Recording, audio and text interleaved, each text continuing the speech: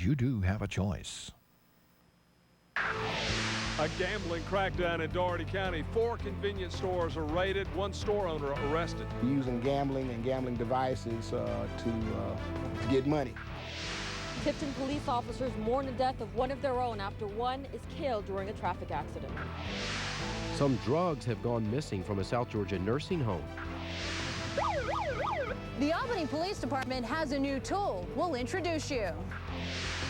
All of this food will be distributed to almost 2,000 families in need today. A lot of people just don't have the money.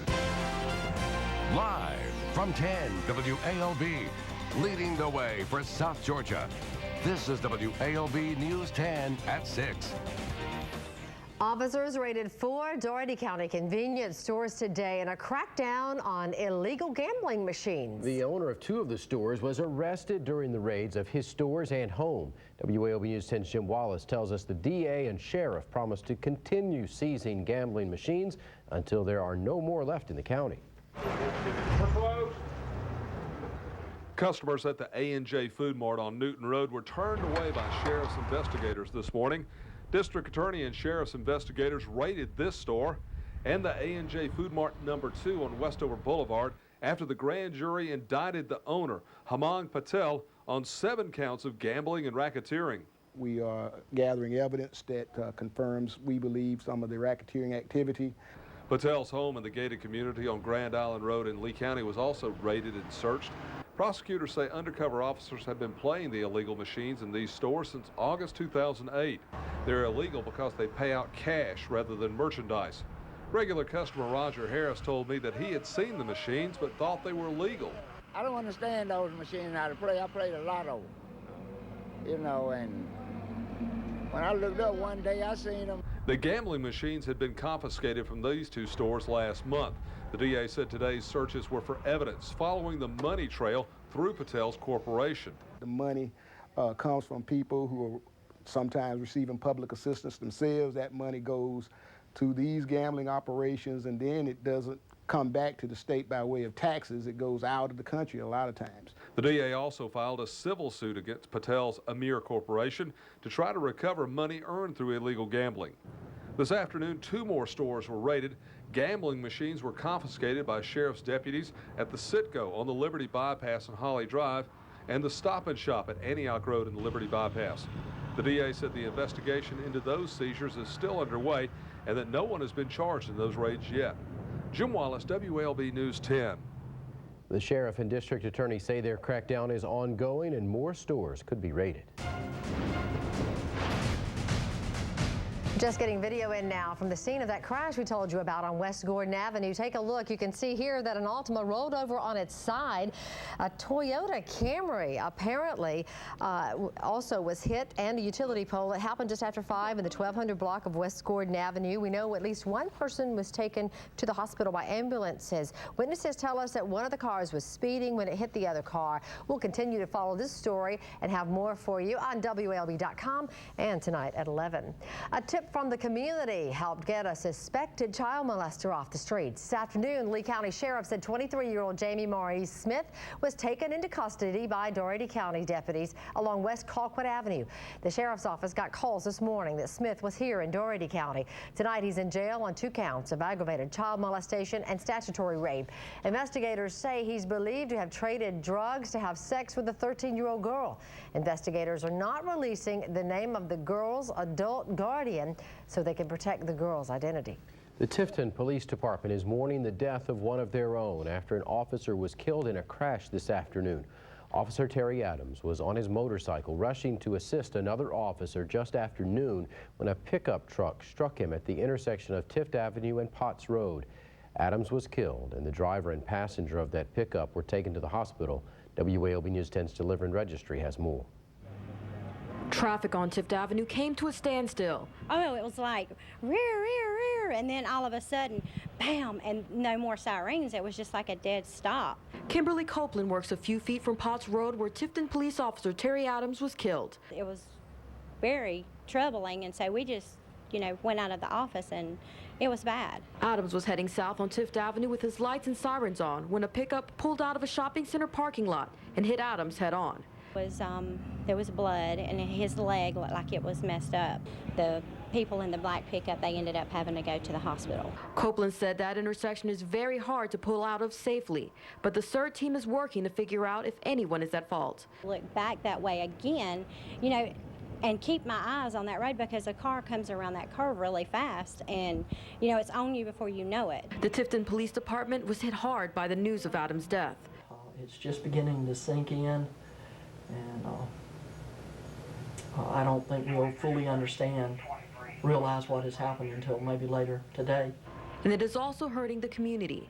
I feel like they work for us, and you know, they make sure that we're safe and do things to help us. And it saddens me anytime that a cop is hurt. He was a good officer, worked hard, very dependable. You could always count on him. Did a super job. And that is how Officer Terry Adams will be remembered by those who knew him best. Delivering Registry, WALB News 10, Tifton.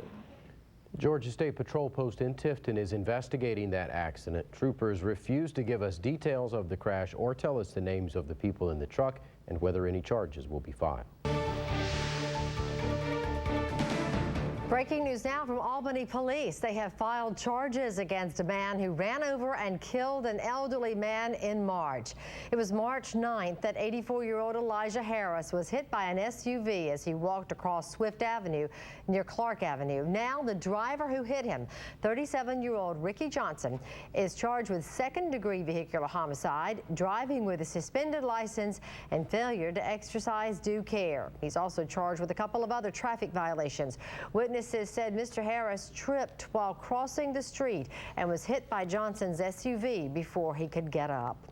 Dozens of prescription painkillers are missing tonight from an Albany nursing home. Officials at Palmyra Nursing Home on Palmyra Road realized that 27 Percocet, 44 Darvocet, and morphine pills and morphine liquid are missing. Those are powerful and addictive painkillers. The Percocet was last seen in February. The other drugs were seen last week. The Albany Dirty Drug Unit is checking out everyone who had access to the nursing home's medicine cabinet. Usually people, when they steal these pills, or they acquire these pills, they'll take some themselves and they'll sell more to either buy more prescription pills or to replenish their supply. Investigators say the pills can sell for up to $5 each on the street. They warn, though, they're dangerous. If you have any information, you should call the drug unit, 430-5150. Another lawsuit is filed in a peanut salmonella case. And we'll take you for a ride on the Albany Police Department's newest crime-fighting machine. Take a look at that.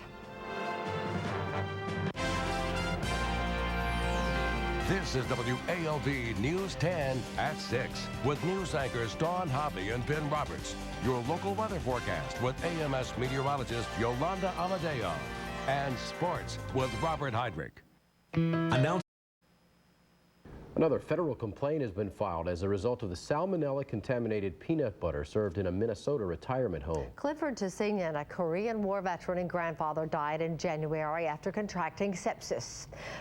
Following a case of salmonella that he developed, the lawsuit was filed against the makers of King Nut peanut butter.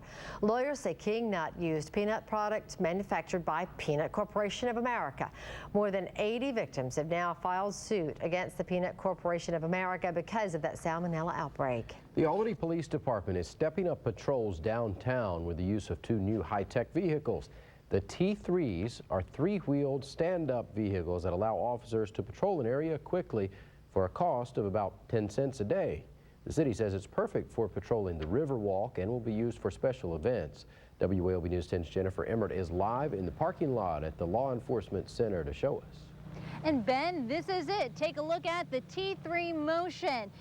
Lieutenant Tracy Barnes is demonstrating for us just how agile these new devices are. They're more stable than a Segway. It can go inside a building through handicapped accessible doorways, and it can corner on a dime. They can go as fast as 17 miles per hour to chase down a suspect, and they're hitting the streets soon.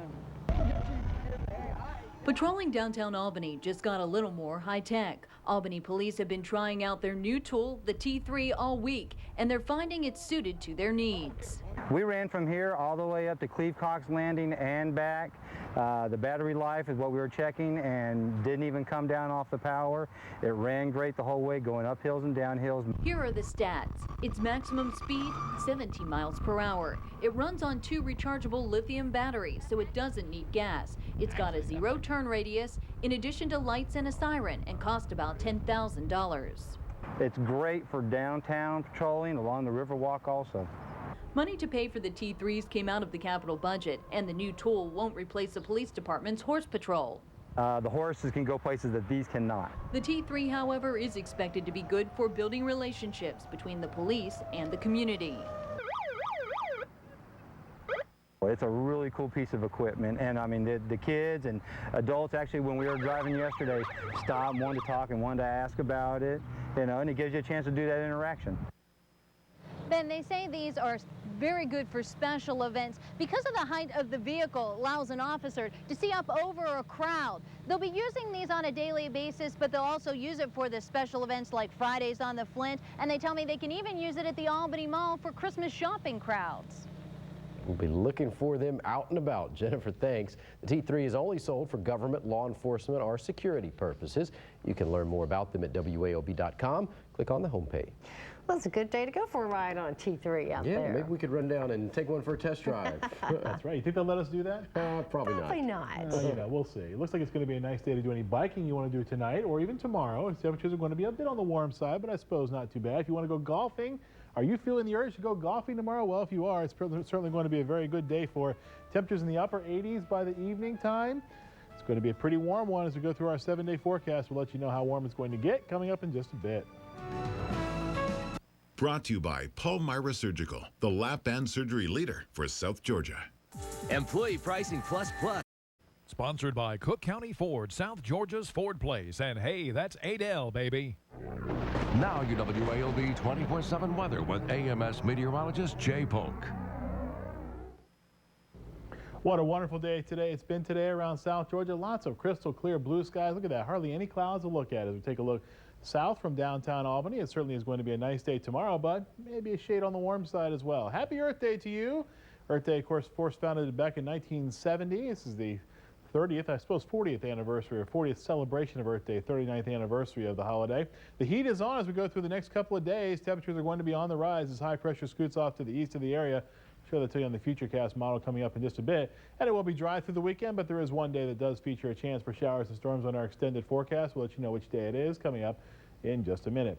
Right now, 80 degrees at our WALB News 10 studios, and the humidity is pretty dry for this time of the day. For this time of the year, at only 39%. Winds are calm, and there's been no rain.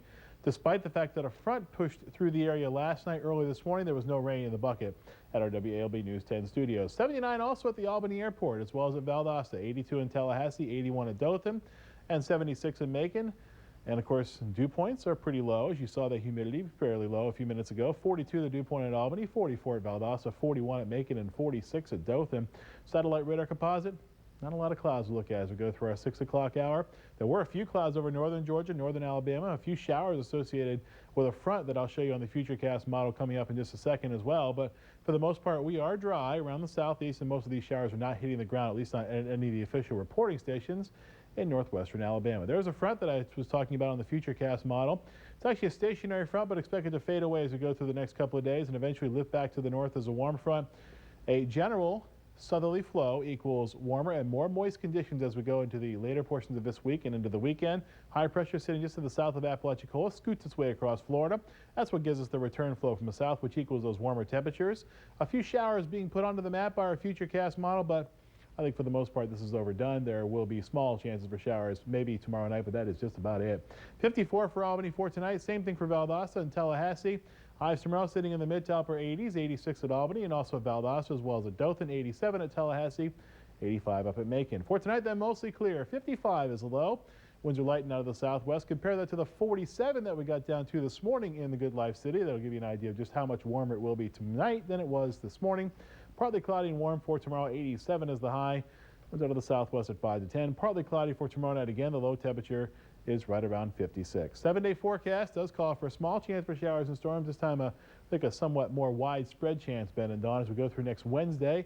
Call it a 2 in 10 shot. Not a great chance, but still a chance nonetheless. Before that, though, it's going to be dry, dry, dry as we go through most of our extended forecast, save for that little tiny chance for showers tomorrow night. And hot, too. Yeah, very hot. Thanks, Jay. A South Georgia man is helping feed the hungry in Albany. We'll take you along as he volunteers to help put food on the table for folks who can't make it out of the house much. Employee Pricing Plus Plus is in its final month. Thousands of pounds of food are being delivered to people across Albany right now. It's part of the USDA surplus distribution program supplied through the Doherty County Neighborhood Service Center. Volunteers loaded up the food at the National Guard Armory and delivered it to shut-ins across the city. WALB News 10's Karen Cohilas was there as it happened. All right, here you go, young man. For people like Billy Brown, a disabled man with a disabled wife on a limited income, times are especially tough. But you know, we making it. You know, thank God for that. Making it with the help of folks like Willie Ross. I'm giving it to people who really, really need it because it's hard out here. Today, Ross went and loaded a van and trailer full of food with thanks to the Doherty Neighborhood Service Center to take to people in South Albany who are homebound on a fixed income and need help. We assist with rent and utilities. We do this twice a year where we give out the commodities to the public. By getting out and delivering the food, it's a way for Ross to give back. I retired from the service 2 years ago, and I just come home and start putting back in what I took out of the neighborhood. I wasn't always an angel. But he is now to the folks he's helping, like Mr. Brown. Well, I think it's wonderful. I think it's a lot of people need food now, you know, because times are hard, you know, go be a reception and all this. And so we need this food.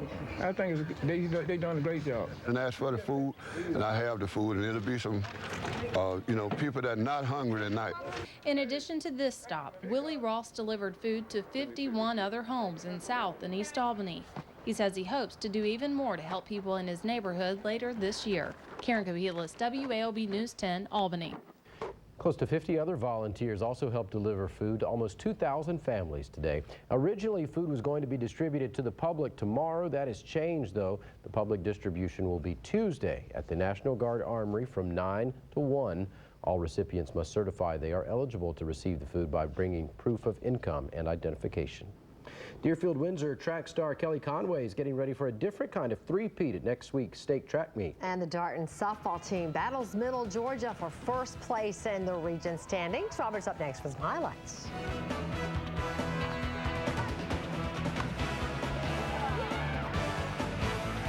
Nothing compares to the savings you'll find at Toyota of Albany. Toyota of Albany has a 2009 Corolla CE starting at $199 a month, 2009 Camry LE starting at $239 a month, and a 2009 Tacoma regular cab starting at $279 a month. Plus, Toyota of Albany is offering up to $4,000 in dealer assistance on new 0800s and 08 Sequoias. Shop around and you'll see that nothing compares to Toyota of Albany, your dealership of choice. Now from WALB News 10, Sports with Robert Heidrich. Hello everyone, this is the final week of the regular season in the Georgia Junior College softball schedule, and Darton battling Georgia Perimeter and Middle Georgia for first place in the standings. Lady Cavs could help their cause by sweeping the visiting Lady Warriors this afternoon. Middle Georgia trying to grab an early lead in game one, but watch Darton's Brittany Navikas. Great diving catch on the bunt by Jory Walker. No runs in the second for Middle Georgia, but the third inning, a different story for the Lady Warriors. Middle Georgia's Cassie Bailey, base hit up the middle. That's going to plate Megan Robinson. 1-0 Middle Georgia. Darton comes back in the higher half of the third. Hannah Layton just scorches this one up against the fence. Watch Natalia Morozova. She comes flying around all the way from first base to score. We are tied at 1. Morozova can pitch and run, and in the fifth inning, she can hit. Check out the power going the other way, and that one's not coming back. A game-winning home run for Natalia Morozova. Darton wins game one, 3-1. Game two is underway. Darton will end the regular season Saturday at home against Coastal Georgia. Darton basketball news, Lady Cavalier guard Monche Thomas has been named a third-team All-American by the National Junior College Athletic Association. The former Terrell County Lady Green Wave led Darton in scoring as a freshman this year at 16 points a game. She was also named the Georgia Junior College Athletic Association Player of the Year. The Morehouse golf team celebrating a second straight Southern Intercollegiate Athletic Conference title out at the Flint River Golf Course. The Tigers shot a .350 today, but still win by almost 30 shots over second-placed Benedict. Morehouse's Philip Allen shot a .72. He wins the medalist honors. Allen also one of 6 players to earn all SIAC golf honors. High school track, the Deerfield Windsor boys looking to end a long drought at the GISA State Track Meet. It's been 23 years since the Knights won a state title. They tuned up for that with a dominating performance in the region meet today. Boys 200-meter dash, Tony Zenon on your right, Tony Clack on your left. And guess who won? Zenon by a lean.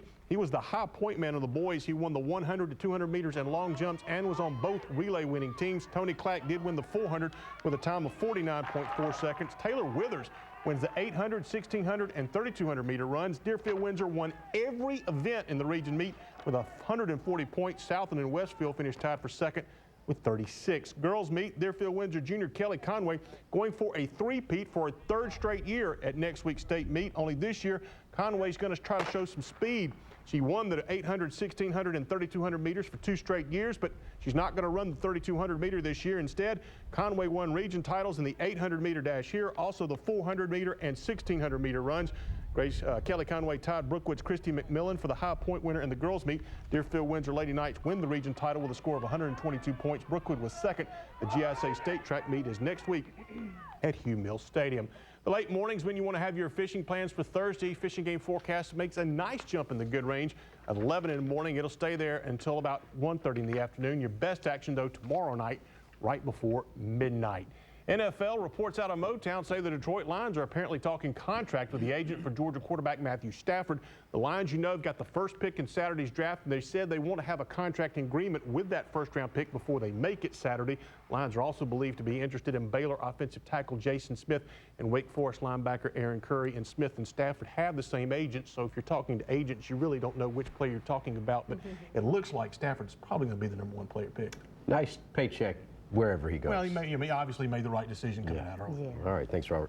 Coming up next, NBC Nightly News, the truth about sugar. How sweet is it? And are certain types more fattening than others? And mosquitoes are already buzzing in South Georgia. Tonight at 11, a look at how Doherty County crews are out trying to get ahead of the problem. Stay in touch with the latest news on our website, WALB.com. Have a good evening. See you later.